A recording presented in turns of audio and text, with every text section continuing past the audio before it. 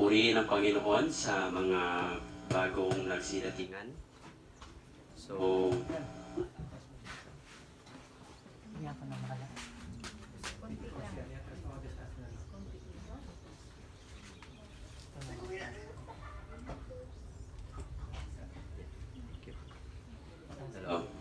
okay, sa hapong ito ay tayo ay patuloy na tatanggap ng mga pagpapala ng galing sa langit. So before tayo magsimula ay once again hilingin ko ang lahat sa ating panalangin. Let's pray.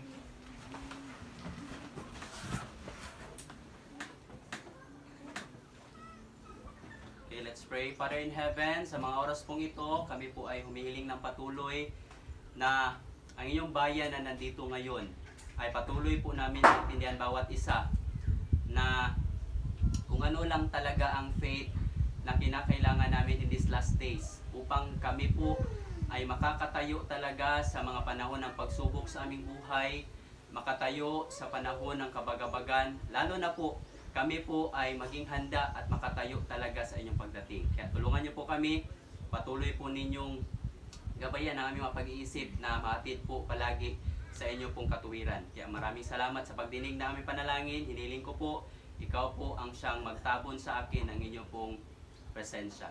At lalo na po, amin pong hiniling ang gabayan ng Banal na Espiritu na siyang magturo po sa amin bawat isa. In Jesus' name we pray, Amen.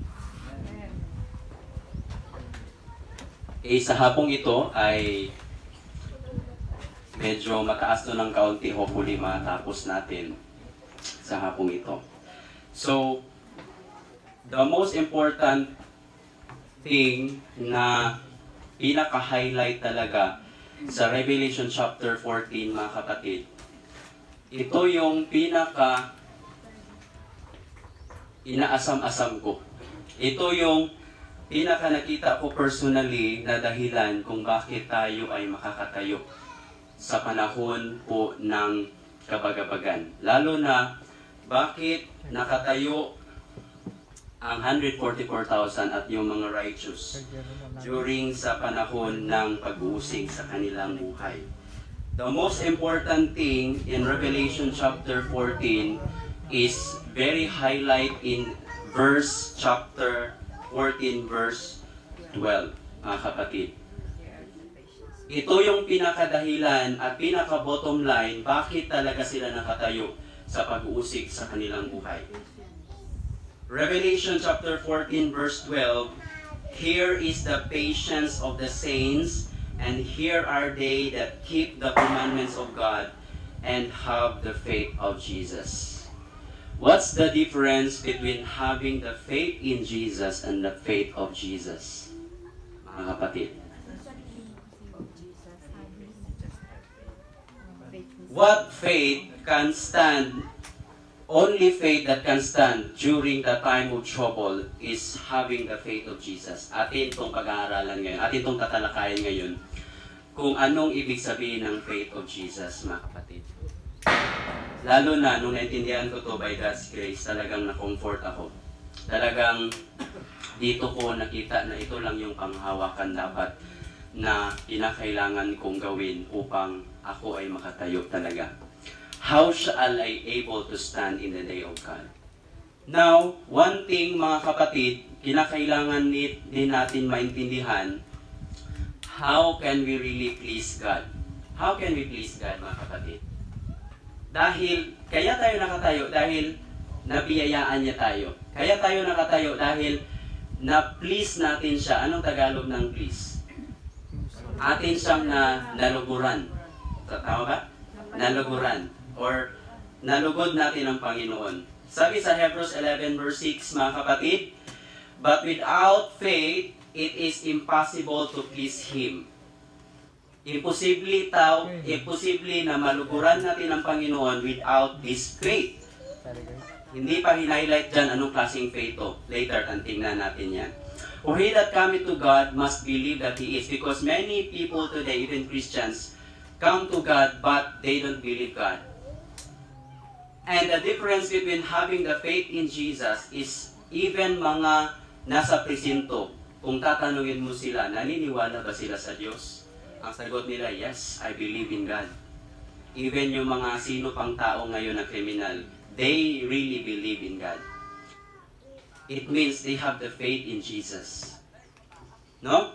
So, ang pinaka-essence talaga ng Bible, kung hindi siya maglilid sa atin bawat isa sa restoration, abay, magtaka na tayo mga kapatid. There is something wrong, there is something problem in that gospel. If that gospel will not lead us to restoration, especially the restoration of God's image. Through the gospel, mga kapatid. Now, God's ways, let us always remember that His ways are higher than our ways. And the true nature of man, ano nga ba talagang totoong nature talaga ng tao, mga kapatid? Tayo nga ba talaga ay humahanap sa Diyos? Tayo nga ba talaga ay sumusunod sa Diyos? Tayo nga ba talaga ay susunod sa Diyos, mga kapatid? Ito yung true nature talaga ng tao. Ang true nature talaga ng tao, mga kapatid, receiveth not the things of the Spirit of God, for they are foolishness unto Him. All the spiritual things by nature are weird to us. Foolishness talaga. Itong ginagawa natin personally, parang foolishness to sa atin bawat isa. Even yung mga kapamilya natin na hindi pa nakaintindi sa salita ng Diyos. Talagang foolishness ang ginagawa natin. Neither can he know them because they are spiritually discerned. For what man knoweth the things of a man, save the spirit of man which is in him.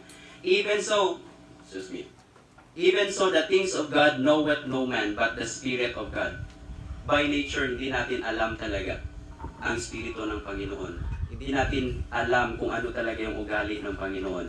Now we have received not the spirit of the world, but the Spirit which is of God, that we might know the things that are freely given to us of God. Ano pa yung natural truth talaga na nature ng tao? For we know that the law is spiritual. But ano yung tao? Ano yung tendency natin? We are so carnal by nature. Even ang pag-intindi natin sa banal na kasulatan, talagang gusto natin intindihin sa ating sarili lang. Talagang carnal, no? Nilalagay natin yung pag-iisip natin sa Bible madalas, mga kapatid. And sold under sin. Yan talaga yung totoong kondisyon natin. We are carnal. Because the carnal mind is enmity against God. Because of the carnal mind that is in our hearts and mind, oftentimes we have enmity against God. Oftentimes, we really hate God because of our carnality that we didn't still overcome. For it is not subject to the law of God, neither indeed can be. Now, sino nang nakabasa nitong itong book na to, mga kapatid? The 5 Love Language. Sino nakabasa nito? Nakita ko lang sa internet, sa Liwahewa. Maganda din itong pag-aralan. Dito natin makikita bakit minsan mag-asawa, kahit ano nang ginagawa ng mga husband natin minsan na effort para mapasaya yung asawa, minsan parang hindi pa rin mapasalamatin yung asawa.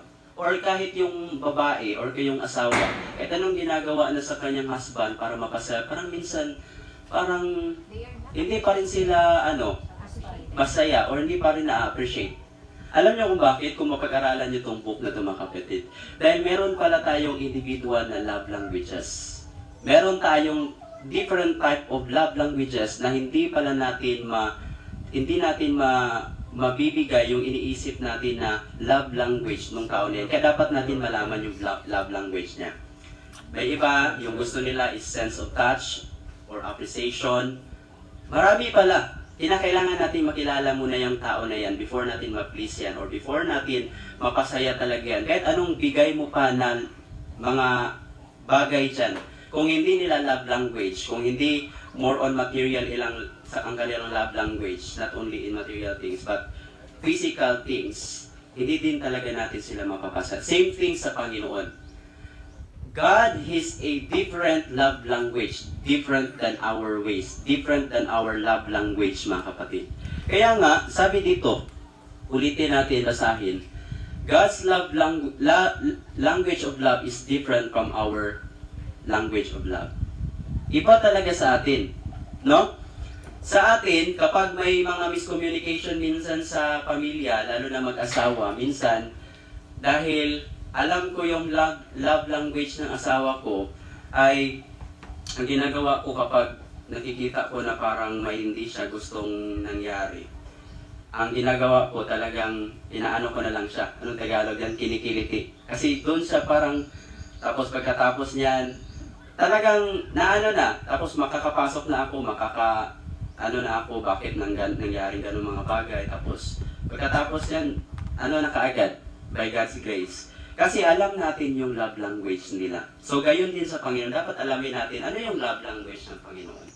Now, ang dahilan, ang pinagsimulan ng puot ng ating puso, mga kapatid, laban sa iba, it's also because we thought that God has a enmity against us.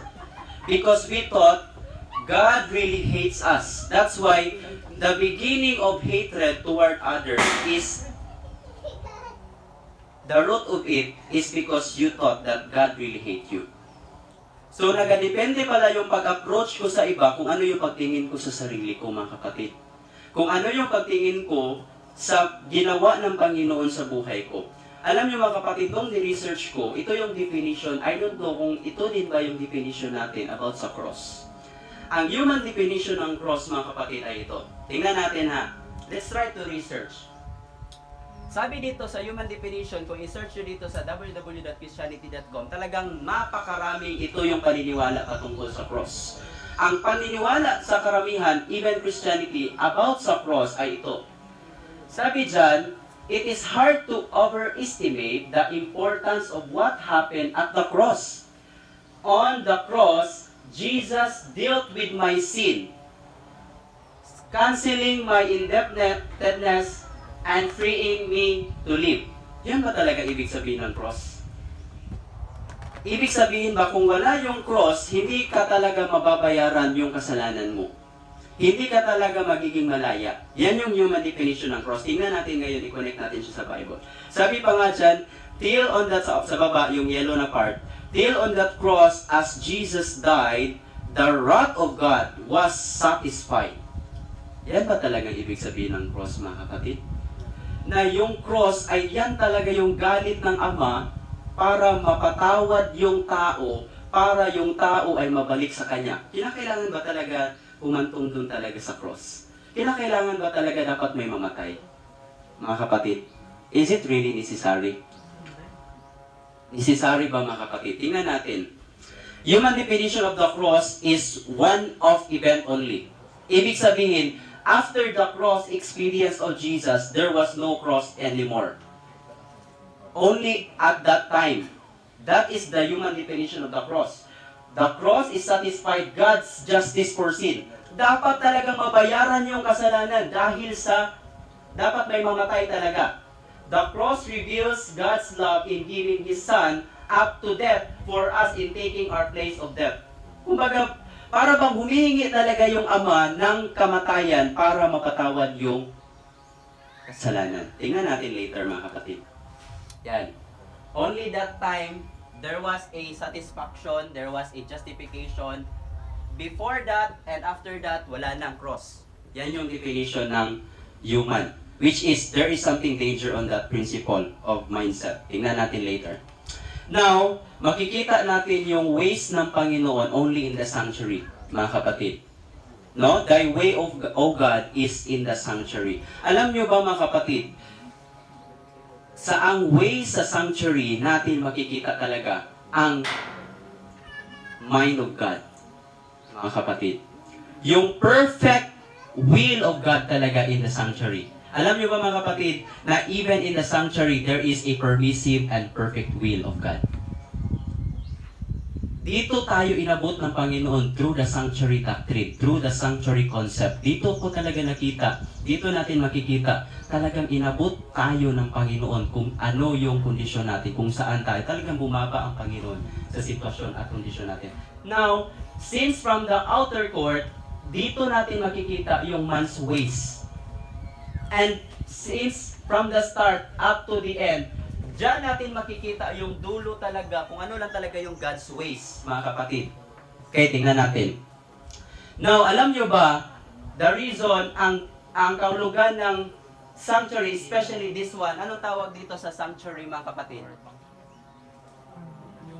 Anong tawag dito? Altar of? Burnt offerings. Alam nyo ba kung saan galing yan? Alam nyo ba kung anong gawa ng altar of burnt offering? That is made of brass. Alam nyo ba yan, mga kapatid? In other words, dito natin makikita ang man's character. Okay? Tingnan natin later. Hopefully, maintindihan natin to. Diyan natin makikita, marireveal dyan sa atin kung ano talaga yung enmity natin laban sa Panginoon. Diyan natin makikita, brass means minix po siya ng human tsaka divine, mga kapatid. Tingnan natin ngayon kung saan natin makikita yung mga gold ngayon. Now, ang veil na to, kung makikita natin, ito yung dahilan kung bakit hindi natin makikita yung nasa most holy place, which is, diyan natin makikita yung divine nature ng Panginoon, mga kapatid. Ito talaga yung pinaka-definition ng true God's character, which is makikita lang natin in the most holy place, mga kapatid. Alam nyo ba, mga kapatid, na yung nasa holy place, ayan pa rin yung human ways or human nature na kinakailangan ding ma-experience ni Jesus before natin ma-experience yung divine. Talagang process lahat, mga kapatid. And that veil of flesh, makikita natin yan, sabi saan nga mababasa? That through Christ, yung veil na yan, tingnan natin ulit. Okay. Through Christ, yung veil na yan ay naalis, mga kapatid. Natanggal. No? Wait lang, mga kapatid. Okay.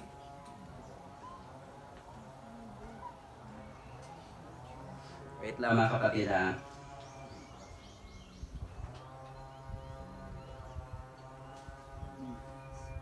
Okay.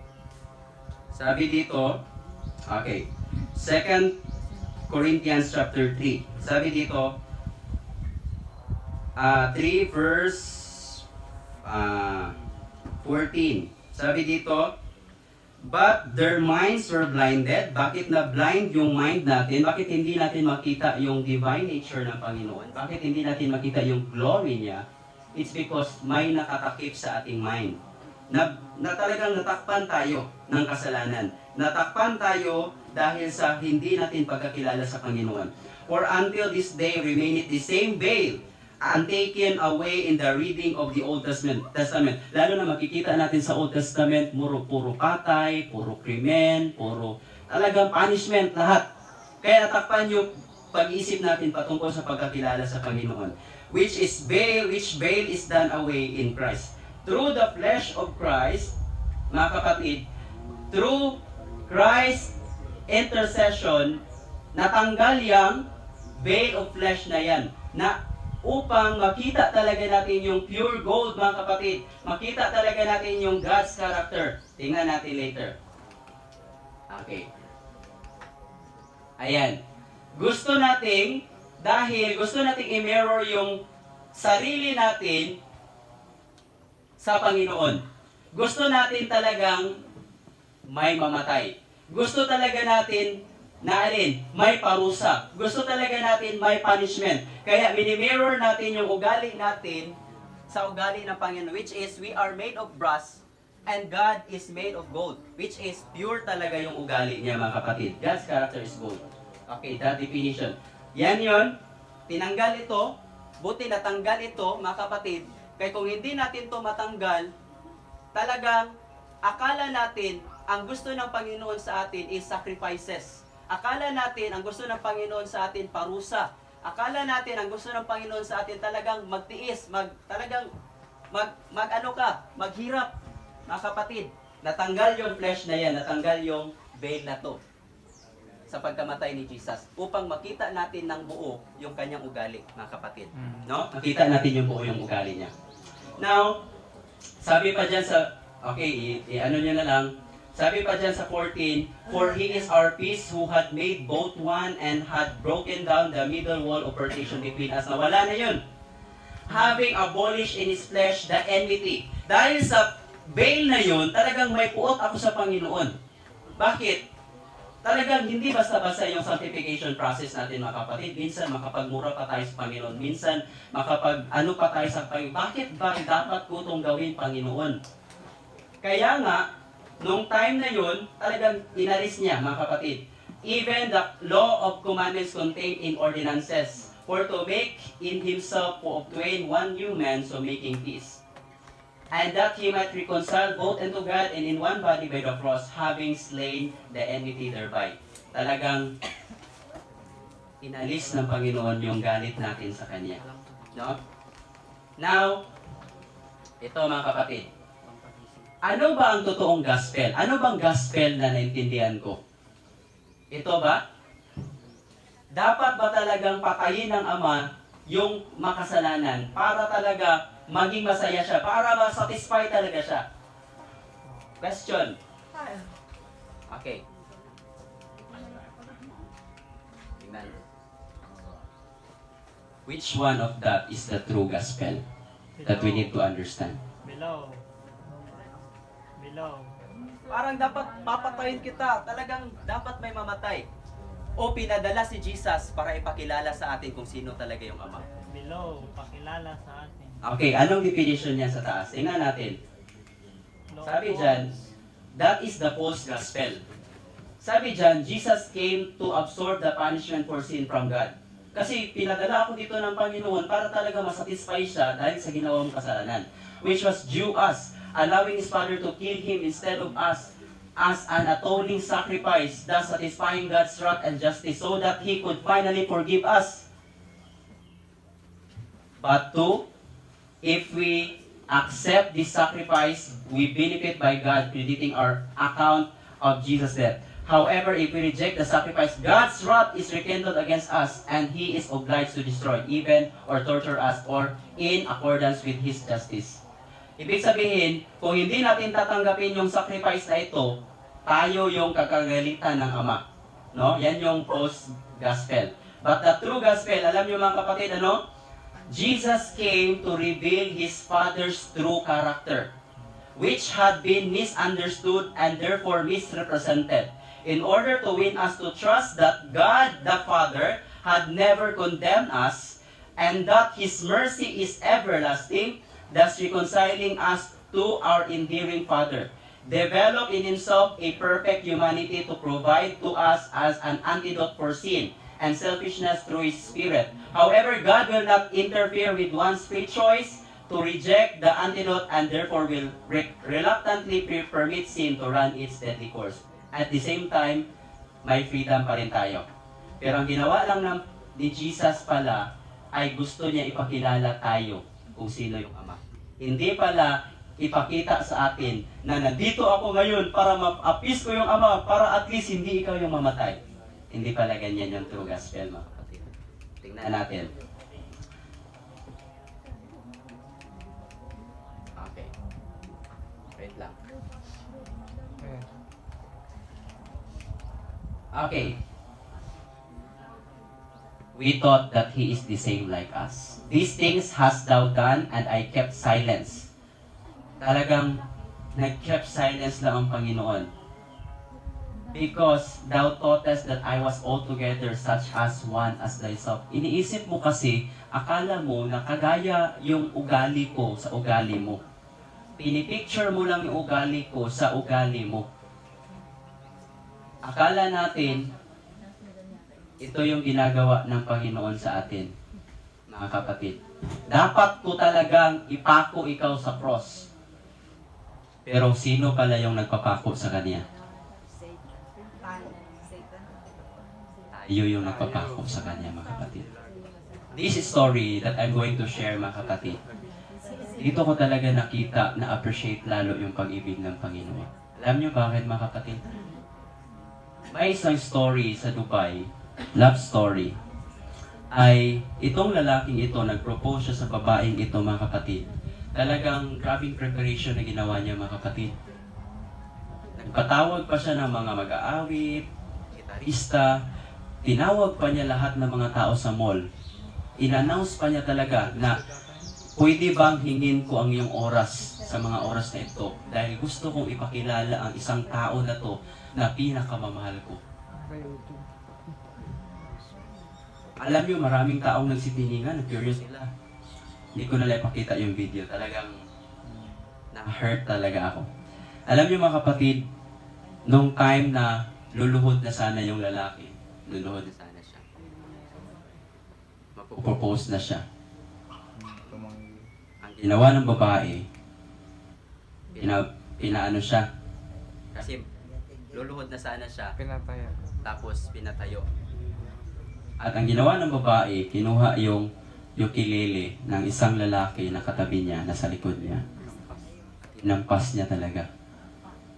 Inampas niya mga kapatid. Oh? Ano yung mag-propose ng marriage? Oh, magpo-propose na siya ng marriage. Tapos natumba yung lalaki. Sa akin siguro, okay lang yung i-reject.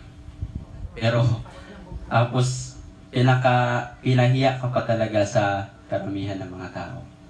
Which is dito ko nakita yung pag-ibig ng Panginoon. Talagang gusto niya mag-propose sa atin. Pero hindi lang natin siya tinalikuran, sinaktan pa natin siya. Kaya nga sabi sa Isaiah 53 verse 3, He is despised and rejected of men. Hindi talaga nakita ng mga tao ang pag-ibig ng Panginoon. A man of sorrows, supposed to be tayo yung magtiis ng mga kapigatian, but siya yung naging nagtiis. And acquainted with grief. Siya yung nasanay, siya yung nagkaroon ng experience ng mga kalungkutan. And we hid as it were our faces from Him. Tumatago pa tayo sa Kanya. He was despised and we esteemed Him not. Hindi ito yung sinabi sa Isaiah 53 verse 3. We are despised and rejected of God. Yan ba yung sinabi? Tayo yung nag-despise and reject sa Kanya. Hindi siya yung nag-despise and reject sa atin. We are a man of sorrows. Tayo ba? He is the man of sorrows and acquainted with grief. And He hid. Siya ba yung nagtago ng mukha niya? He hid as it were His face for us. No, mga kapatid. Tayo yung nagtago sa mukha natin sa Kanya. Alam niyo mga kapatid, kung gaano pala talaga kalawak ang cross, mga kapatid. Hindi lang pala natapos nung time na namatay si Jesus sa Calvary, kundi even sa Kanyang pagdating, makikita pa rin natin na may cross. Even sa Kanyang pagdating, mga kapatid, hindi pa rin matatapos yung sacrifice niya. Kaya nga sabi sa Bible, that if we continue to commit sin, we what? Put him across afresh. We put Him afresh from the cross, mga kapatid. Ibig sabihin, even until now, there is a cross. Even until now, even in the most holy place that Jesus is now doing, even until now, He experienced the cross. He experienced the pain. He still experienced the rejection, mga kapatid. Alam niyo ang ginawa ni Satan, mga kapatid? Tingnan natin. The cross is a revelation to our dull senses. Dahil sa cross, pagkahayag yan, sa atin talagang napakamanhid na pag-iisip of the pain that from its very inception, sin has brought to the heart of God. Every departure from the right, every deed of cruelty, yung mga paninira, yung mga ginagawang mga hindi mabubuti, every failure of humanity to reach His ideal brings grief to Him, even until now. Alam niyo ang ginawa ni Satan? Ang ginawa ni Satan, hinati niya talaga yung cross upang hindi natin lalong ma-experience yung joy. Hindi natin ma-experience yung rest. Hindi natin ma-experience yung trust sa Panginoon. Pinahinto niya dito lang ang cross. Supposed to be, even at the end of 1,000 years, there is still a cross. Bakit? There's still a mercy and justice. Tingnan natin mga kapatid. Ang ginawa ni Satan, hinati niya yung covenant ng Panginoon. Kaya ngayon, may tinatawag na tayong Old Covenant and New Covenant, mga kapatid. No? Hinati niya talaga. Na ang sabi sa Bible, yung covenant niya, yung, anong Tagalog ng covenant? Tipanan. Pakikipagtipan ng Panginoon sa kanyang bayan ay alin? Walang katapusan sana. Pero kanyang hinati ito. Kanya ding hinati yung law and grace. Sa Old Testament, makikita natin, more on law. Pero sa Old Testament, makikita natin more on grace. Ibig sabihin, hindi pala dapat natin to ipaghiwalay yung law and grace. Hindi din pwede na more on grace lang tayo, walang law. Kundi, kinakailangan talaga itong magkasama yung law and grace, mga kapatid. Yan yung ginawa ni Satan. Hinati niya. I don't know kung ano yung experience natin ngayon. It's either, are we still in the Old Covenant or in the New Covenant? Are we still under the law or above the law na tayo because of grace? Two covenants are two conditions. One of men's promises, the other of God's promises. Sa Old Covenant, alam niyo anong ginagawa? Anong nangyari na experience ng mga tao during sa Old Covenant and Old Testament? Ano yung ginagawa? More on promises. More on sacrifice. All that you said is, we will do. But in the New Covenant and in the New Commandment or New Testament, makikita natin yung God's promises. Alin kaya dito yung experience natin? As either tayo ba yung palaging nangangako sa Panginoon or iniisip na natin yung mga pangako ng Panginoon sa ating buhay? Sabi dyan, ang covenant kasi ng Panginoon, everlasting siya, mga kapatid. Walang katapusan. And I will make an everlasting covenant with them, that I will not turn away from them to do them good, but I will put my fear or reverence or agape love in their hearts, that they shall not depart from me. Mga kapatid, that they shall not depart from me. Ano pa? God is our everlasting priesthood. Huwag tayong mag-alala kung maintindihan natin ito, mga kapatid. And he shall have it, and his seed after him, even the covenant of an everlasting priesthood. Siya yung everlasting priesthood natin. Kaya next time, may book tayo niyan, Everlasting Priesthood. Talagang dyan natin makikita kung ano yung work ng Panginoon ngayon. Talagang ang work niya ngayon is, according to our body structure, is nandito siya sa most holy place. Nandito siya ngayon tumitira sa pag-iisip natin. Gusto niya talagang ilinis yung pag-iisip natin patungkol sa pagkakilala sa Kanya. God gave man the everlasting covenant. Wala talagang katapusan yung Kanyang pakikipagtipan sa atin. Hindi talaga hinto yan. Sabi pa nga dito, it's not all about Jesus suffers all the sufferings of man, but even our Father in heaven feels it all.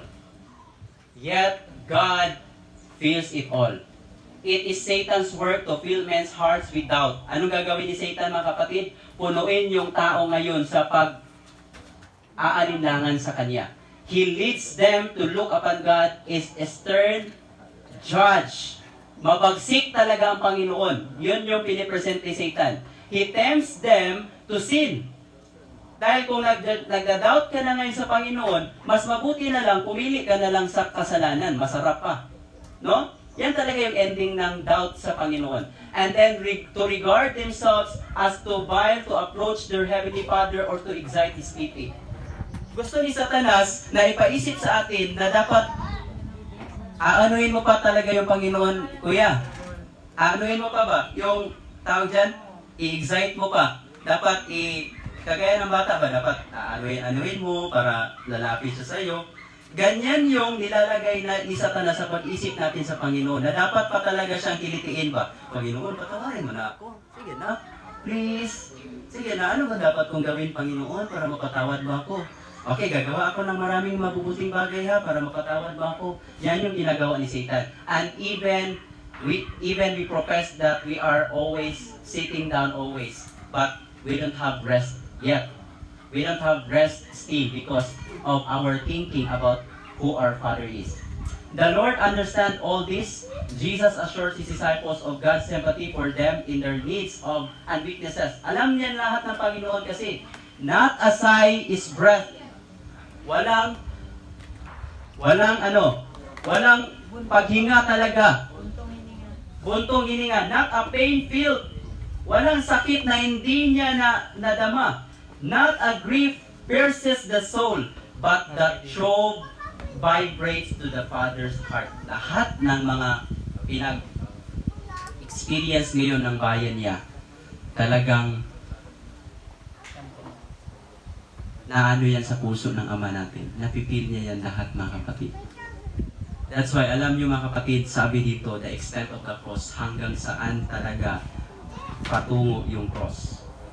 And they also which pierced him, these words apply not only to the man who pierced Christ when he hung on the cross of Calvary, but to those who by evil speaking and wrongdoing are piercing him when? Even today. We are always piercing God. We are always hurting God. We are always agonizing Him. Daily, He suffers the agonies of the crucifixion. Araw-araw mga kapatid, even until now. Daily, men and women are cursing Him by dishonoring Him, by refusing to do His perfect will. Every permissive will that we experience, it's very painful to Him, mga kapatid. Bakit? Alam niya talaga na may consequence. No? Even until now, mga kapatid, gusto ko ipakita sa atin ngayon na even until now, there is a cross, mga kapatid. Okay. Pinahayag niya yung kanyang ugali through His Son. And because you are sons, God sent forth the Spirit of His Son into your hearts. Ibig sabihin, makilala ko talaga kung sino yung Ama through Jesus Christ, mga kapatid. Okay. Lalo na dyan. Alam niyo mga kapatid, nung naintindihan ko to, talagang napakalaking tulong siya sa buhay natin bawat isa. Spiritually grow. Wherefore I say unto you, all manner of sin and blasphemy shall be forgiven unto men. But the blasphemy against the Holy Ghost shall not be forgiven unto men. Question. By whose person can we be able to be forgiven? Ang kapatid. Through Christ. Because the Father sent His Son, ibig sabihin, inalaw niya yung Son niya na maging sacrifice para sa atin upang mapakita sa atin yung pag-ibig at mapatawad tayo. At ang ibig sabihin pala ng lahat ng kasalanan ay blasphemy ay mapatawad. Pero kung hindi mo na tinanggap yung sakripisyo na binigay ng Ama through Jesus Christ, kung hindi mo pa papaniwalaan yung kanyang pag-ibig, ang kanyang kapatawaran, sino pang tao ngayon na handa kang patawarin? Sino pa?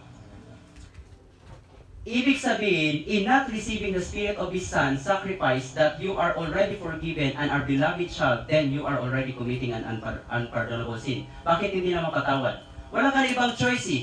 Si Jesus lang talaga yung paraan upang ikaw talaga ay mapakita na pinatawad ka na ng Ama. Wala nang iba. Who can now able to forgive you, mga kapatid? That's why I am committing an unpardonable sin. Bakit? Hindi pa rin ako naniniwala sa kanyang nagawa sa buhay ko. Sa kanyang kapatawaran sa buhay ko. Ano nga ba ibig sabihin ng darkness? Akala ko ang ibig sabihin ng darkness, yung nasa sanlibutan ka na. Akala ko yung gumagawa ka na ng hindi mabubuti, pero nagsisimula ang darkness, mga kapatid. Alam niyo kung kailan? It is not necessary for us deliberately to choose the service of the kingdom of darkness. Hindi na yung talagang binabanggit mo na hindi talaga ako doon. Hindi yung talagang nandun ka talaga sa pwesto na yon na ginagawa ng mga kasamaan in order to come under His dominion. We have only to neglect to ally ourselves with the kingdom of light. Kung ninineglect lang natin yung sarili natin ngayon, mga kapatid, na mapapakinggan kung ano yung tunay na ugali ng Panginoon, we are already in darkness.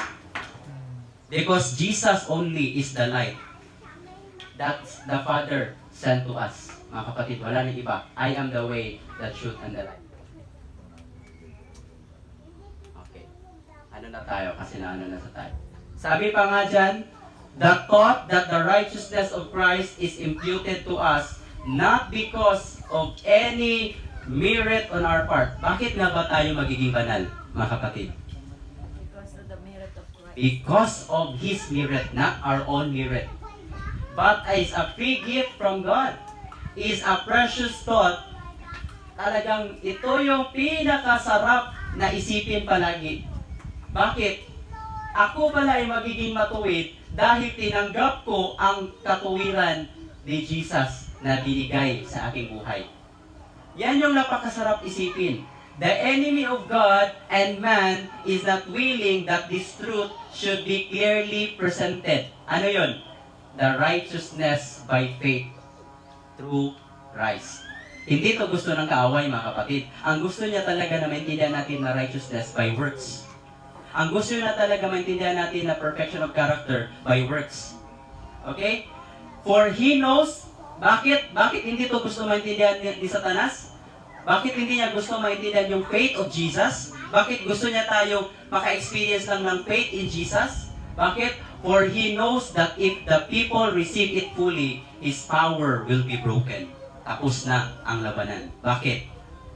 This is the conclusion that you are already dying. Mga kapatid. Alam niyo mga kapatid, kailan magsisimula yung impyerno? Kailan mga kapatid? When you neglect Jesus. Kung hindi natin tinanggap si Jesus sa buhay natin, dito magsisimula yung impyerno sa buhay natin. Dito mga kapatid. No? Now, sino po ba yung author ng faith, mga kapatid? Jesus experienced the faith in His Father and the faith of His Father. Tingnan natin saan sa scenario dito. Now, the author of faith is no other than Jesus Christ. Looking unto Jesus, the author and the finisher of our faith. Siya talaga yung may hawak lahat. Bakit? Binigay na ng Ama sa Kanya, mga kapatid. Who for the joy that was set before Him endured the cross, despising the shame. Kahit anong hiya, hindi na niya yan pinansin. And He sat down at the right hand of the throne of God. Kahit nga, kung anong hiya man yung gagawin sa atin someday, kung ano man yung paninira ni Satanas sa atin someday, kung ano man yung mga persecution na gagawin sa atin someday, if we continue to look to Jesus, who is the author and the finisher of our faith, makaka-overcome tayo niyan, mga kapatid. Knowing that a man is not justified by the works of the law, but by the faith in Jesus. By the faith of Jesus Christ, kaya tayo ma-justify, mga kapatid.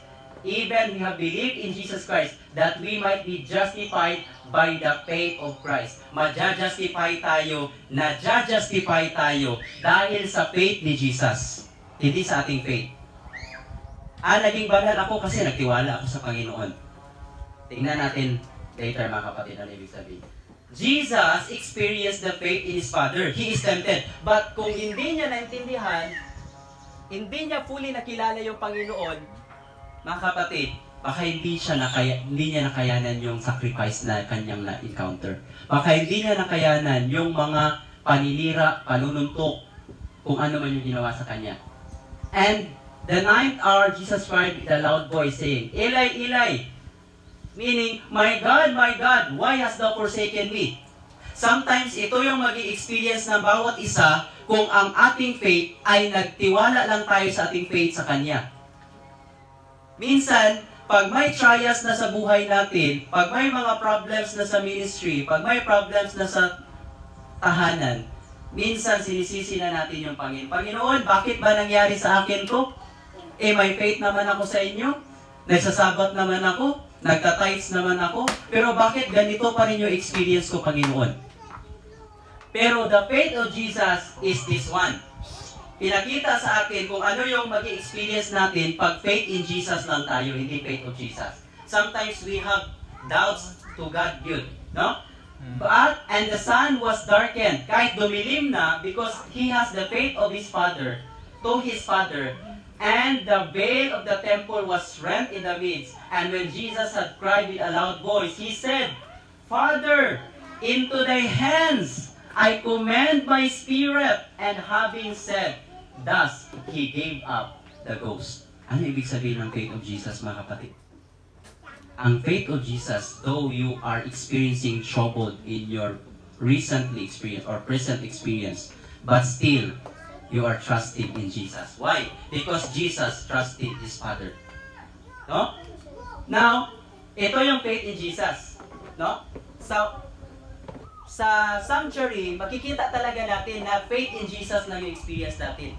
Gusto natin na dito lang. Gusto natin na sacrifice talaga. Gusto natin na tayo lang yung magbibigay sa Kanya ng papuri. Ang kumbaga, tayo sa atin manggagaling lahat. Even faith, even love. Mahal kita, Panginoon. But faith of Jesus, you are not now. Try natin i-ano ngayon sa Spirit Prophecy later. Hindi ka na ngayon nagtitiwala sa mahal sa pag-ibig mo sa Kanya. Because sometimes, dyan tayo nagtitiwala. Sometimes nagtitiwala, Panginoon, talagang mahal kita. Panginoon, talagang magbibigay ako papuri sa iyo. Panginoon, talagang magpa-promise ako sa inyo. Panginoon, talagang hindi talaga kita iwan. But this one is the one thing that we need to experience even until now. Since today, since Jesus is in the most holy place right now, God wants us to experience this faith, mga kapatid. This faith of Jesus. Dito, sa holy place, yan yung faith lang nila noon. No? Mag-ano lang sila, magkuha lang sila ng mga para mapatawad sila, gagawa lang sila ng mga mabubuti, para talagang yan yung faith nila. Nag-base lang sila sa sarili nila. No? Pero faith of Jesus, ang kanilang tinitingnan na ngayon, yung glory na talaga, yung character na talaga, yung divine nature na talaga, mga kapatid. That is the faith of Jesus. Okay? Alam niyo bakit pa rin nakatayo si Jesus during sa temptation niya? Dahil dito nakasalalay yung faith niya, hindi na sarili niya. Ito yung kanyang pinangawakan, no? Palagi pala siyang nabubulungan during that time sa wilderness experience na alin? Palagi niyang nakikita yung bulong ng ama niya when he was baptized in Matthew chapter 3. Lo, a voice from heaven saying, "This is my beloved Son, in whom I am well pleased." But sa temptation ni Satan, akala ko before, appetite lang yung labanan during that time. Pero alam niyo anong labanan during that time? Pagiging Diyos. Ha? Pagiging Diyos. Ano yung sinabi ni Satan? Kanyang sarili. If you are the Son of God. Yun yung ako lang. Ano yan? That is the title. Me. Ibig sabihin, in Matthew chapter 3, ano yung sinabi ng ama sa kanya? Ikaw ang anak ng Diyos. This is my beloved Son. Ano yung ginawa niya? Tinanggal niya yung, alin? Tinanggal niya yung pagka-beloved niya. Tinanggal niya yung value niya. Ang binigay ni Satan sa kanya, alam niyo ano yun? Ano yung talagang in-excite niya kang Jesus? Yung posisyon. Hindi yung value niya. Hindi yung anong Tagalog ng value? Hindi yung halaga niya, kundi yung posisyon. Yan yung gagawin ni Satan in these last days. No? Ang i-excite niya palagi yung posisyon, hindi yung value. Kasi sabi dyan, yan yung pinangawakan niya. Talagang naririnig yan palagi, "Julie, you are my beloved Son. You are my beloved Son." Pero ang ginawa ni Satan, beloved ka lang ha, hindi ka, Son of God ka lang, anak ka lang ng Diyos, pero hindi ka niya mahal. No? Yan yung tinanggal niya, ang value, ang kanyang title, mga kapatid, as beloved. Now, bakit ko kinakailangan ngayon, mga kapatid, ng faith of Jesus? Bakit? Bakit hindi faith in Jesus yung need ko ngayon? Why faith of Jesus?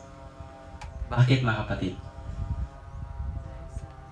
The reason why faith of Jesus, bakit yung faith niya yung need ko ngayong panahon na to sa kanyang ama? Bakit? And this is also the reason bakit si Jesus yung namatay, hindi na lang yung mga anghel, or hindi na lang yung Father, or sino man na mga banal. Bakit si Jesus? Bakit, mga kapatid?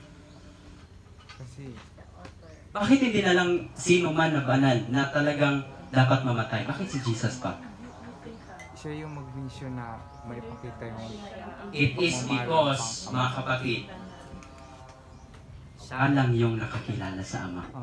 Only He who knew the height and depth of the love of His Father could make it known. Upon the world's darkest night, the Son of Righteousness must rise with healing in His wings. I-search nyo yan sa These Are Ages. Voluntarily, Jesus voluntarily present to the Father that He will the one who become a sacrifice That's love. for our sin. That's love. Hindi pala, oy anak, ikaw yung isusugo ko doon, ikaw yung uutusan ko, ikaw yung dapat mamatay ha. Hindi pala mga kapatid. Kusa. Kundi si Jesus pala yung nag-volunteer na maging sacrifice para sa atin. Question. Pwede bang pigilan ng Ama? Pwede ba? Mga kapatid, pwede ba siyang pigilan ng Ama? Pwede. Pwede. Napakasakit kaya nun. Yung anak mo yung magiging substitute sa isang iniisip natin na napakamakasalanan na tao. Pero kung pipigyan, magiging self-centered. Bakit hindi niya pinigilan? Hindi nga ba't niya talaga pinigilan? Sabi pa nga sa early writings, talagang 3 times pa talaga sila nag-usap. Ano ba talaga, Ama? Papayag ka ba? But it doesn't mean na si Jesus lang yung concern. Talaga makita natin yung relationship nila. At bakit si Jesus nag-sacrifice, mga kapatid? Bakit? Kasi alam niya at kilala niya yung Ama. Kilala niya yung Ama na talagang bibigyan pa rin siya ng buhay. Kilala niya yung Ama na source of life. Kilala niya yung Ama na bibigyan siya at hindi siya iiwan. Kaya siya nag-sacrifice. Kaya siya nag-volunteer. Talagang yan yung makakapagtunaw sa puso ko. Bakit pa siya nag-volunteer? At bakit hindi pa siya pinigilan ng Ama? Bakit? Kasi kung pinigilan pala siya ng Ama, He is now not a God of freedom. Bakit, mga kapatid? Bakit hindi na siya God of freedom? Pinigilan niya yung anak niya gusto talaga ng anak niya na siya yung mag-volunteer talaga. Ibig sabihin, walang ibang tao na naka-experience sa pag-ibig ng kanyang Ama, si Jesus lang. Kaya kinakailangan natin yung faith ni Jesus. Bakit? Kasi siya lang talaga yung nakakilala sa Ama, mga kapatid. Tingnan natin sa 1 Corinthians 13. Kahit may faith pa tayo ngayon sa Panginoon, pero wala tayo ng faith niya, hindi pa rin tayo, mahirap pa rin tayo makakatayo in the time of trouble. Okay? Tingnan natin mga kapatid. Okay. Hindi kayo condemn kung yung faith mo nasa Kanya lang. Or yung faith mo is faith in Jesus lang. Hindi kanya i-condemn. Ang nakikita lang ng Panginoon in the time of trouble, talagang masishake ka. Talagang matatalo ka. Bakit? Kasi ang pinagtitiwalaan mo lang yung faith mo sa Kanya. Hindi yung faith niya sa Ama. I hope you understand that. And though I have the gift of prophecy and understand all mysteries and all knowledge, kahit meron ka pang lahat ng mga knowledge sa Bible.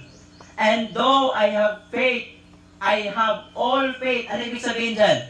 Kahit may faith in Jesus ka pa, so that I could remove mountains and have not charity or faith of Jesus or agape, I am nothing. Ano ibig sabihin mga kapatid? Kahit may faith in Jesus ka pa, mga kapatid, hindi pa rin yan makakatindig sa panahon ng kabagabagan. Mga kapatid, kahit may all faith pa tayo, kahit may faith in Jesus, kahit may gift of prophecy pa tayo, kahit hindi na natin lahat ng mystery, kahit may lahat pa tayo knowledge, pero wala tayong faith of Jesus. Wala tayong agape. Charity means agape. We are still nothing. Ano pa? Mga kapatid. Okay. Alam niyo mga kapatid, si Jesus may entire trust na talaga siya sa kanyang Ama. Yung kanyang trust na sa kanyang Ama na. Bakit hindi pa niya bakit hindi sa kanya mas mahalaga yung pagdating niya? Bakit parang sa kanya, hindi mahalaga kung anong oras ako dadating dyan sa inyo, anong oras ako niyan babalik? But of that day and that hour knoweth no man, no not even the angels which are in heaven, neither the Son, even Jesus. He's not more concerned kung anong oras siya dadating, but the Father. Ibig sabihin, yung total confidence niya, ikaw na talaga Ama lahat. Kung anong oras mo kay papabalik, kung ano yung dapat mong gawin, kung ano yung gusto mong gawin sa akin, o kung ano yung gusto kong ipapagawa mo sa akin, ibig sabihin, Jesus have an entire faith or trust to His Father. Wala na talaga sa kanyang sarili yung kanyang pagtitiwala. ang pinagtitiwalaan na niya, hindi yung someday. Even kung ma-experience natin yung faith of Jesus, hindi na tayo mag-worry kung ano yung makakatayo ba tayo bukas, makakatayo ba ako in the time of Sunday law, makakatayo ba ako in the time of trouble. Ang pinaka-importante ko na sa akin ngayon ay alin?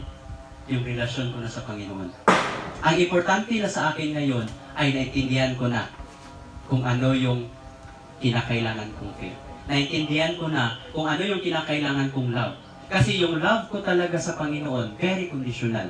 At kung hinihiling na natin yung love niya sa atin, na unconditional, mga kapatid, diyan ka mako-comfort.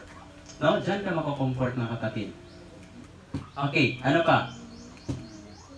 Sabi pa dito, faith of Jesus thinketh no evil, even in any circumstances. Sometimes, pag may mga circumstances, ano ba to Panginoon? Bakit nangyari to sa amin, mga kapatid? Charity or faith of Jesus doth not behave itself unseemly. Talagang kahit may mangyayaring circumstances, tahimik ka lang. Nag-pray ka lang sa Panginoon. Seeketh not her own. Is not easily provoked. Thinketh no evil. Kahit may mga mangyayaring circumstances, ang palagi na ang nasa puso mo, Panginoon, alam ko na mahal mo ako. Panginoon, alam ko na hindi mo kaya akong iiwan. Alam ko na kahit magulo na yung paligid ko ngayon, alam ko, bibigyan mo ako ng peace. Pero kung faith in Jesus lang, Panginoon, bakit nangyari pa itong mga bagay na ito? Ilang ginawa ko ng mga bagay na mga magaganda, tapos ganito pa yung magiging kahinatnan ko sa buhay ko. Bakit ba? Pero mga kapatid, if you have the faith of Jesus, yung faith talaga ni Jesus sa Ama niya, yung pagtitiwala niya sa kanyang Ama, kung yan yung pinangawakan ko, even in the time of circumstances na dadaanan natin, hindi ka na nag-iisip ng masama. Bakit nagiging marumi pa yung isip ko minsan ngayon? Bakit? Kasi nagtitiwala pa rin talaga ako sa faith ko sa Panginoon. Hindi yung faith niya sa kanyang Ama, yung kinakailangan ko. Ano pa mga kapatid? Faith of Jesus will lead us to hate iniquity and evil. Ito pala yung dahilan mga kapatid. Ito pala yung kinakailangan ko para ma-hate ko na yung sin and evil. Rejoiceth not in iniquity, but rejoiceth in Jesus na. Rejoiceth in His righteousness na. Rejoiceth in His justification na. At nahi-hate ko na ngayon yung iniquity. Bakit mga kapatid? Nahi-hate ko na ngayon na magalit. Nahi-hate ko na ngayon na maging irritable. Nahi-hate ko na ngayon na gumawa ng masama. Nahi-hate ko na ngayon yung paghihiganti. Bakit? Yung faith ni Jesus sa kanyang Ama, ito yung dahilan bakit hindi niya kayang magiganti even sa kanyang kaaway. Hindi niya kayang magiganti ng masama, I mean. Bakit? Kasi yung entire trust niya na sa Ama eh. Ama, alam ko na tutulungan mo ako ngayon.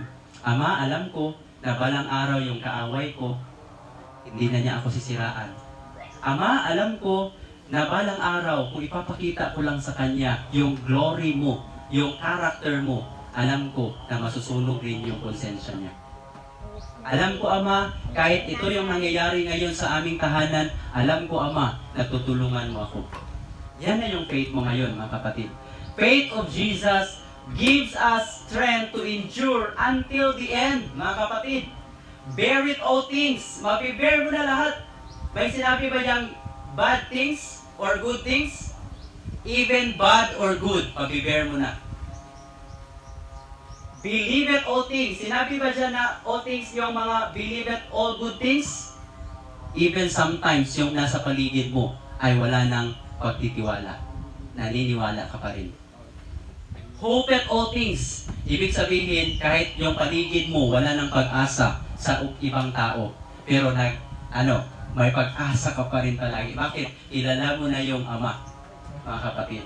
Endure it all things. Yung binanggit dyan sa Matthew 24:13 that He shall endure until the end, the same shall be saved. Ibig sabihin mga kapatid, kaya ako makaka-endure sa lahat ng bagay na mararanasan ko. Bakit? Kasi ang pinangahawakan ko na yung faith ni Jesus. Yung trust ni Jesus sa kanyang Ama. Na yung Ama ay mapagkakatiwalaan talaga mga kapatid. No? Ano pa? Faith in Jesus fails. Alam niyo ba mga kapatid, maraming beses kung faith in Jesus lang, napifail talaga tayo. But faith of Jesus will not fail. Napakagandang quotation mga kapatid, nakita ko.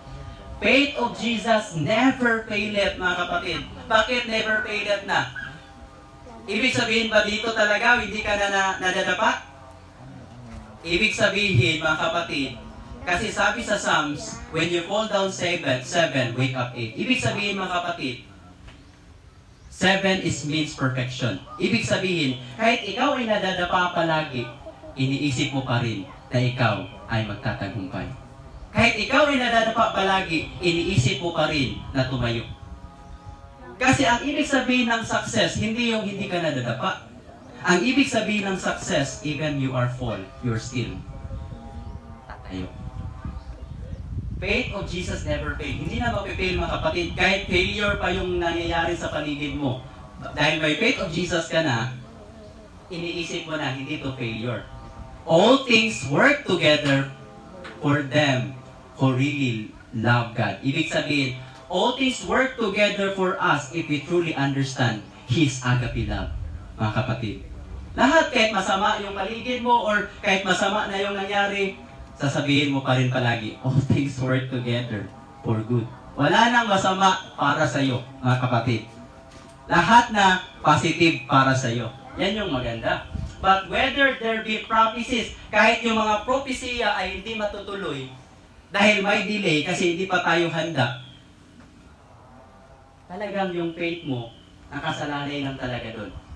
Eh minsan, kapag hindi natuloy yung mga prophecy, ay, hindi pa pala talaga. No? Ay, hindi pa pala talaga dadating yung Panginoon. Babalik na lang. Kasi okay na eh. No? Wala nang lockdown o wala nang babalik na lang ako sa city. Wala na. Okay na naman. New normal na. Mga kapatid, sometimes, diyan natin makikita sa mga bagay na to. Sabi diyan, they shall fall, they shall fail.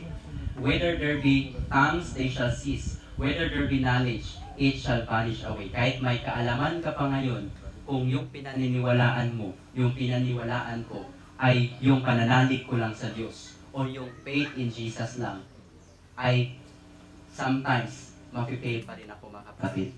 Maisip ko pa rin na napifail ako sa buhay ko. Madi-discourage talaga ako mga kapatid. No? Faith of Jesus is the agape that shall stand forever. Napakaganda mga kapatid. And now abideth faith, hope, and charity. These three, but the greatest of these is the faith of Jesus. Even though you have hope, even though you have faith in Jesus, pero ano yung pinaka-importante sa lahat? The faith of Jesus. The most important thing is the faith of Jesus talaga mga kapatid. No? Kahit mananatili ito sa iyo, faith in Jesus, hope, charity, pero ang pinakamalaki dyan, ang pinaka-highlight dyan, the greatest of this is the faith of Jesus. Ito yung ibig sabihin ng faith of Jesus. Nakita ni Sister White na hindi naintindihan to ng karamihan ng mga professed believers. Sabi dito, nakita ni Sister White mga kapatid. 10 minutes na. Okay. Sabi dyan, the faith of Jesus, it is talked of but not understood. Hindi naintindihan ng karamihan. What constitutes the faith of Jesus? Ano yun? That belongs to the third angel's message. Jesus becoming our sin bearer that He might become our sin pardoning Savior. Ito yung faith of Jesus. Naniniwala ka na ngayon na siya na yung, naging pardoning Savior ng kasalanan mo.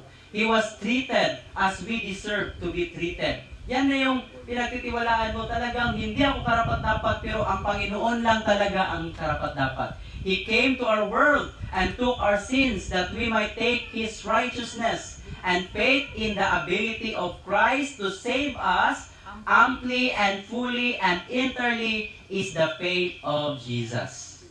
Ano ibig sabihin mga kapatid? Ang faith of Jesus is yung faith mo is nasa kanyang abilidad na iligtas ka, hindi na sa iyong abilidad na maliligtas ka. Hindi mo na pinagtitiwalaan ngayon yung good works mo. Na Panginoon, ito na ha. Hindi pa ba ako maliligtas dito, Panginoon? na may mga magaganda or marami na akong ginawa.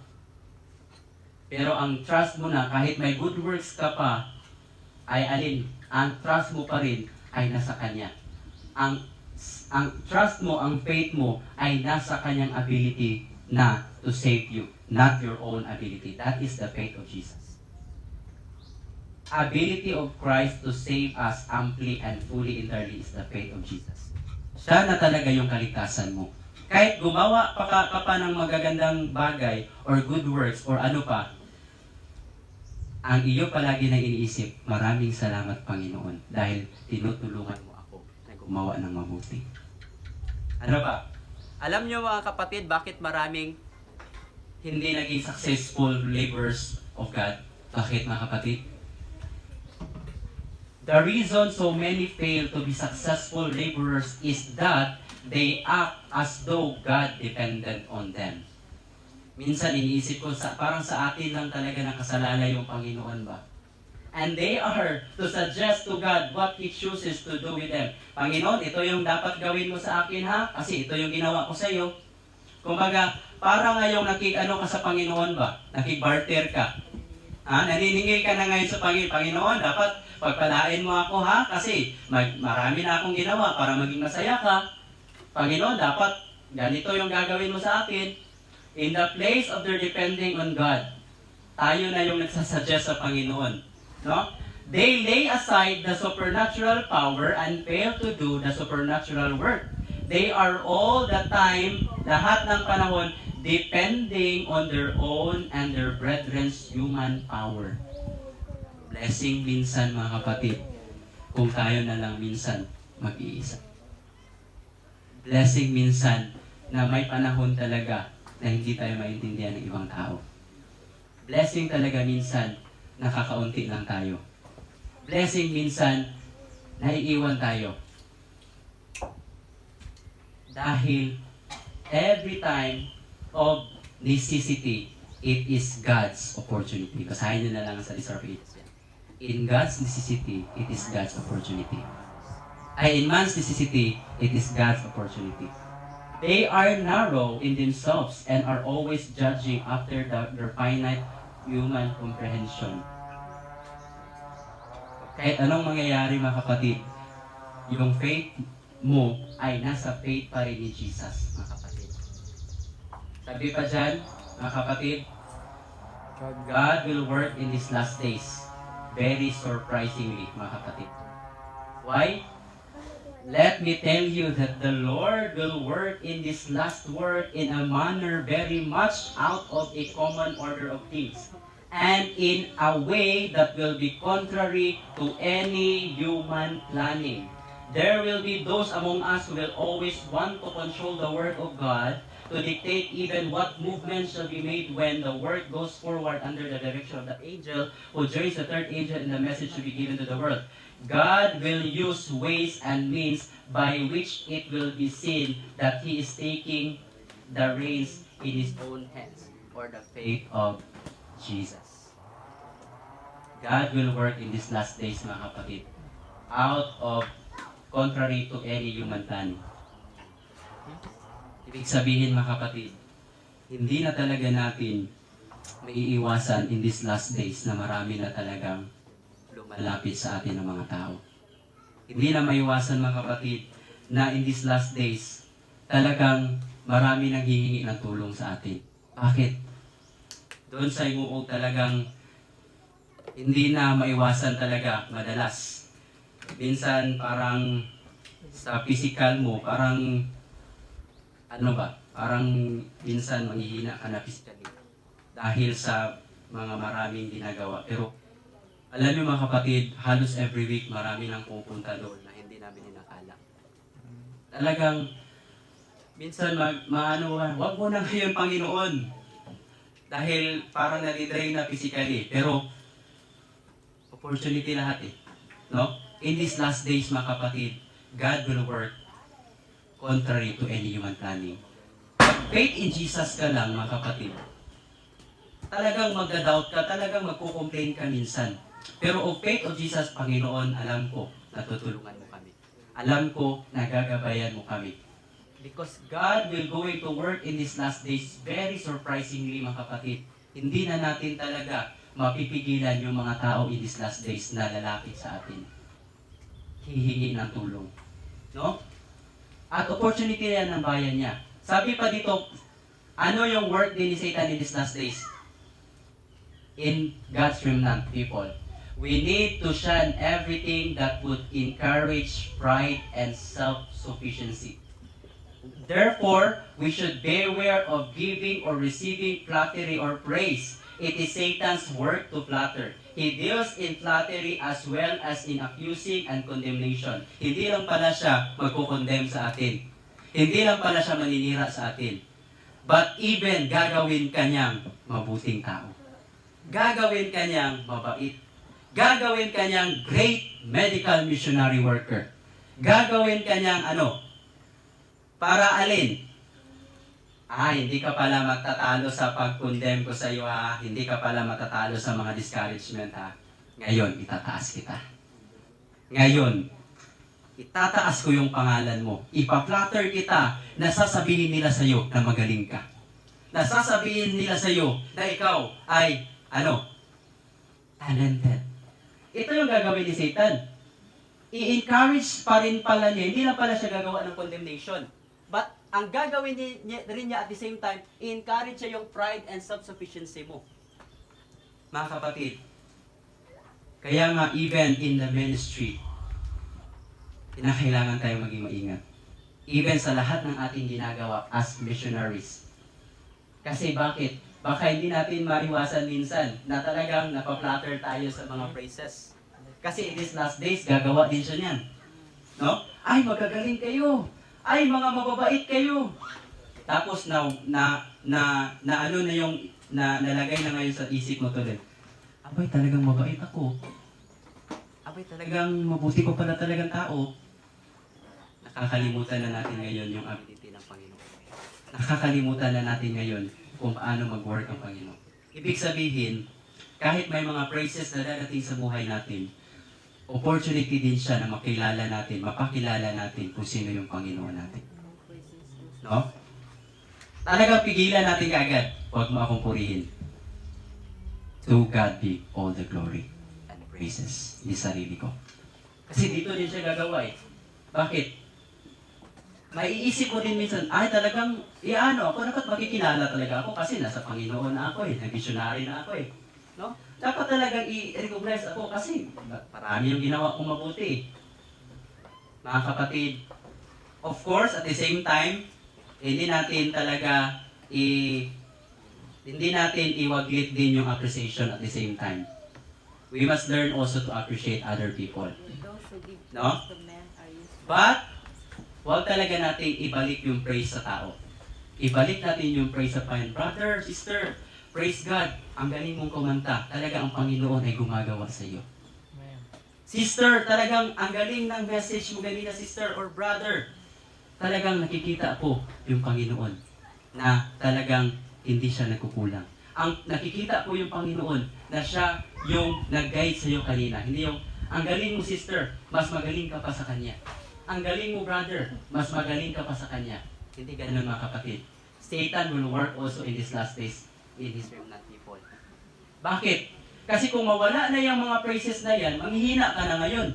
Baka dyan masana yung isip mo na talagang dapat nila akong purihin. Dapat nila akong i-appreciate. Kasi gumawa nga ako para makikilala nila ako. Bakit hindi nila ako kilalanin? So mga kapatid, mag-ingat din tayo sa ganyang pamamaraan. We need to shun everything that would encourage pride and self-sufficiency. Baka inisip natin na dapat lang yan yung mangyari sa akin kasi marami na akong accomplishment. No? Dapat ganyan yan.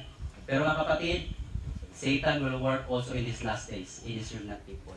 Not only he is using condemnation, bakit? Anong resulta nito? Thus he seeks to work the ruin of the soul.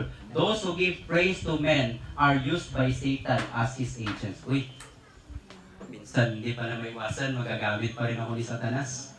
No? Kung mag-praise ako, mga kapatid. Now, konti na lang. Okay. Sabi dyan, Faith of Jesus will lead us to obey Him. When self is merged in Christ, ibig sabihin, yung faith mo, nasa faith na ni Jesus, love or obedience springs forth spontaneously. Yung pagsunod, madali na lang yan, mga kapatid. Kusa na lang yan. Spontaneously meaning, kusa na lang, natural na nilalabas sa iyo yung pagsunod. Bakit? Kilala mo na siya, mga kapatid. May faith ka na ni Jesus. Now, ano ang kinakailangan natin, mga kapatid? Believe what God can do than what man can do. It's about time to believe what God can do in our lives than what you can do to Him. No? It is not the capabilities you now possess or ever will have that will give you success. Ano yung makapagbigay success? It is that which the Lord can do for you, mga kapatid. Kaya tayo magiging success. We need to have far less confidence in what man can do and far more confidence in what God can do for every believing soul. Yan yung dapat natin kinakailangan natin. Kung ano yung magagawa ng Panginoon, hindi yung kung anong magagawa mo. No? Ano na lang. Okay. Okay. Even 144,000, if we are striving to be among the 144,000, they have the Father's name. Ibig sabihin, they have the Father's love. They have the faith of Jesus. No? 144,000 experience the faith of Jesus. No? At ano pa? 144,000 lean only on His arms even in hard times. Gabi mga kapatid, kahit sa napakahirap na panahon. No? Striving through His strength. Ano ba sinabi? Let us strive with all that God has given us. Sinabi ba dyan? Let us strive with all our power. Let us strive to understand the power of God. Let us strive with all the power that God has given you. Not let us all strive the power that you can give to God. The love that you can give to God para maging 144,000 niya ka. Para ma-appease mo talaga yung Panginoon, para paboran ka talaga niya, gagawa ka ng mga ganyang bagay. No. Let us strive with all the power that God has given you. Not power that you can give to God. Praises that you can give to God. Love that you can give to God. To be among the 144,000. Strive to His strength, not our own strength, mga kapatid. Strive through His faith. No? Believe that His work of love for you will never end. Yan yung faith of Jesus, mga kapatid. Alam niyo ano pinaka mahirap na gawain, mga kapatid? Anong pinakamahirap na gawain? The hardest work ever in humanity. Ano yung pinakamahirap na gawain? Alam niyo ano yan, mga kapatid? The hardest work is Our heart. The hardest work is working on yourself. Mahirap maging banal, mahirap maging perfect kung gagawin natin sa ating sarili na. Mahirap akong magbago. Mahirap talaga kung ang pinagtitiwalaan lang natin yung sarili natin. Pero kung kilala kasi natin yung Panginoon, napakalaking tulong, mga kapatid. Kasi makukomfort tayo, subalit hindi maiwasan talaga na may mga pagsubok na dadaan sa ating buhay. Pero kilala natin siya eh. That is the hardest work, mga kapatid. Napakahirap talagang alisin yung galit ko, napakamahirap alisin yung puot ko, yung pagiging impatient ko, napakamahirap kung sarili na natin yung pinagtitiwalaan natin. No? Mga kapatid. That's why, pinakamahirap talaga ang sarili baguhin, mga kapatid. That's why, let us believe on this. For it is God which worketh in you both to will and to do His good pleasure. Siya lang pala yung magbibigay sa akin na maging masaya akong sumunod sa Kanya. Siya lang pala yung magbibigay sa akin na makakasunod talaga ako sa Kanya fully. Kasi by nature talaga mahirap sundin. Even si Jesus experienced the love of His Father. Bakit? Even yung pagsunod niya, I delight to do Thy will. Oh my God, Thy law is within my heart. Yan yung faith of Jesus. Believing that His work for you will never end. For in Jesus Christ neither circumcision availeth anything, nor uncircumcision, but faith in Jesus, which worketh by the faith of Jesus. Ibig sabihin mga kapatid balance to. Hindi ibig sabihin na wala ka ng faith in Jesus.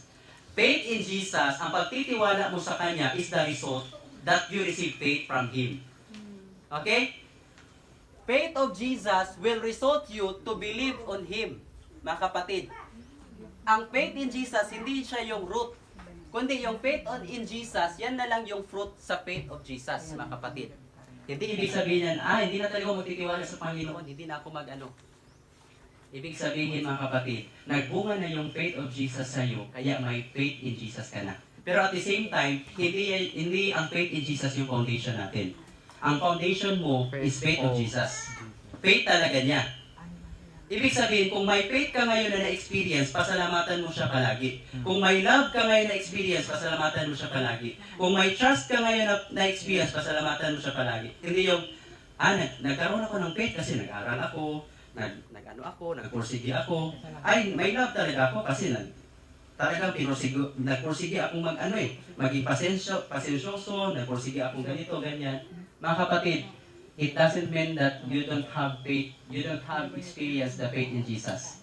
Faith in Jesus is only the result of the faith of Jesus. Work it by the faith of Jesus. Always yung foundation mo, yung faith niya. Kaya may faith ka na sa Kanya. Ibig sabihin, mapufulfill na yung sinabi sa 1 John that we love Him because He first loved us. Not He loved us because we first loved Him. No. We love Him because He first loved us. Kasi ngayon, dapat akong magsisi, dapat ko siyang ibigin para ibigin niya ako.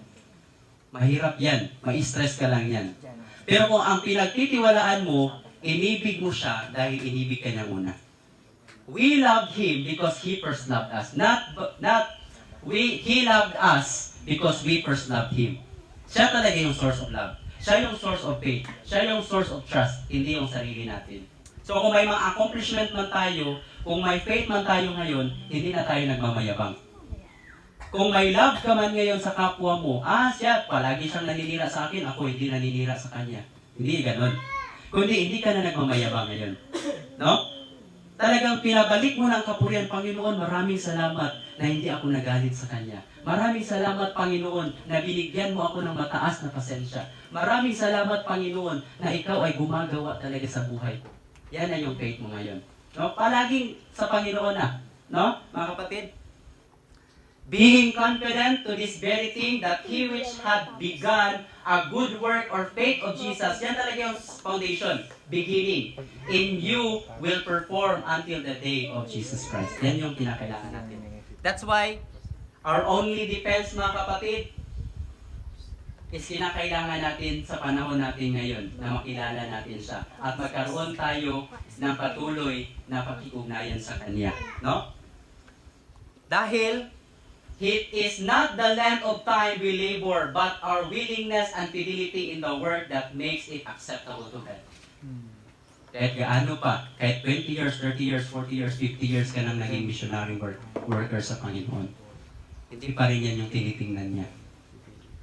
Baka nagtitiwala na ako sa sarili ko. Matagal na ako sa missionary. Matagal na ako ganito. Baka nagtiwala na rin tayo sa sarili natin. In all our service, a full surrender of self is demanded. The smallest duty done in sincerity and self-forgetfulness. Ibig sabihin, you have now the faith of Jesus is more pleasing to God than the greatest work when marred with self-seeking.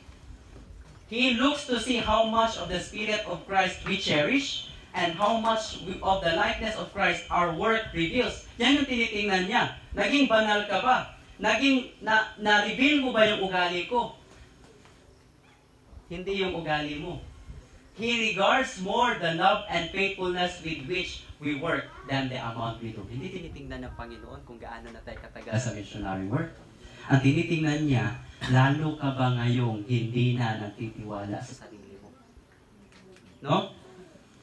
And His righteousness is in our hearts, mga kapatid. The kingdom of God is within you. Ikaw na ngayon ang walking Bible. Ikaw na ngayon ang walking heaven. Ikaw na ngayon ang alin? Nagpapahayag kung sino yung Panginoon. Sino ba ditong hindi pa nakakikita sa Panginoon? Sino dito? Ha? Wala? Ako. Kasi kung hindi pa rin natin makikita yung Panginoon dito sa camp meeting, paano tayo maging handa pagdating niya? Ha? Yes. Paano ko makikita ang Panginoon sa camp meeting na to? Mga kapatid. Paano ko makikita yung Panginoon? Sabi dito mga kapatid, walang sino man. Sabi dito sa John 8:42. Through Christ. Sabi dito mga kapatid, wait lang ha. 10 minutes pa. Okay. Thank you, Brad. Dapat ito yung ma-experience ko. Kasi kung hindi ko pa rin mamimit yung Panginoon sa lugar na ito, wait lang ha.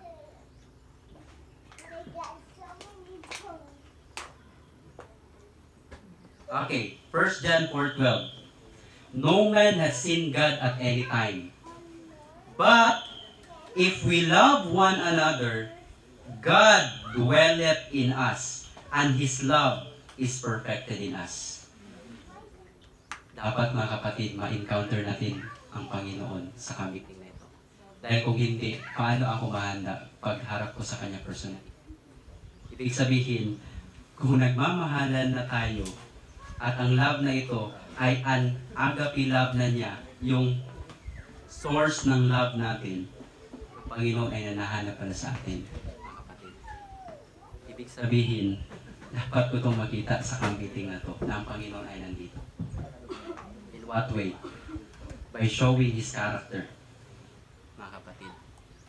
Ibig sabihin, His righteousness brings us happiness and peace with God through our Lord Jesus Christ. Amen. And the meaning of Hebrews 11 verse 6, that without faith, it is impossible to please Him. Ibig sabihin, without His righteousness, without the righteousness of Christ, it is impossible to please Him. For he that cometh to God the Father must believe that He is, and that He is a rewarder of them that diligently seek Him, mga kapatid. God will going to show us that He is working for your soul. Bakit ba tayo nag-missionary work? Para ba tayo maligtas? God could have reached His object in saving sinners without our aid. But, in order for us to develop a character like Christ, kahit wala tayo, matatapos na yung gawain. But, anong purpose nito mga kapatid? For us to develop a character like Christ, we must share in His work. In order to enter into His joy, the joy of seeing souls redeemed by sacrifice, we must participate in His labors for their redemption. Ibig sabihin mga kapatid, lahat po ng ating ginagawa ay dahil sa sinabi niya sa atin. Lahat ng ating gagawin mga kapatid, hindi na mababalik ang kapurihan sa ating sarili. At ang purpose lang nito mga kapatid, bakit natin ito ginagawa ang mga bagay na to? Bakit may camp meetings? Bakit may mga missionary works? Bakit? In order for us to experience the joy that Jesus experienced. He wants us to experience the joy of seeing souls redeemed by His self-sacrificing love, mga kapatid. Nawa ay nantindihan natin ang kinakailangan natin in these last days, mga kapatid. That it's about time to really ask God for the faith and trust. Because this faith and trust is not came from us. This faith and trust is only the result because you allow Him to show you who really God is. Who really is true picture. Who really is true love that He has given us even at this very moment. That the cross, mga kapatid, it's not only natapos dun sa cross, kundi hanggang ngayon, meron po tayong ever-present Savior. At ito yung faith natin ngayon na kinakailangan. Bakit? mga kapatid, makakatayo tayo dahil kung hindi iniwan ng Panginoon ng Ama si Jesus, dahil nandun na yung faith natin na hindi din tayo iiwan ng Ama, talagang magiging masaya pa rin yung paglalakbay. Kahit minsan, hindi maiwasan na tayo ay iiwan na ng iba. Hindi maiwasan na tayo ay makaka-experience ng hindi mabubuting bagay na hindi natin ina. Kaya ma-experience ng 144,000, lahat na maliligtas, sabi doon sa Revelation chapter 14, there was no guile in their mouth. Bakit no guile na ang kanilang mouth? Mga kapatid. Yung kanilang words is always on the promises of God na. Wala nang guile. Bakit? Yung words mo ay palaging may blood na ni Jesus. Yung words mo may palagi ng alin. Kaya nga, sa sanctuary, every time kung saan pupunta yung high priest may blood. Ibig sabihin, kinakailangan natin yung alin. Maintindihan kung ano yung pinapakita sa atin na sacrifice ng Panginoon in order na mapakita sa atin kung ano yung talagang tunay na ugali natin. Kaya ito lang po, and may God bless us all.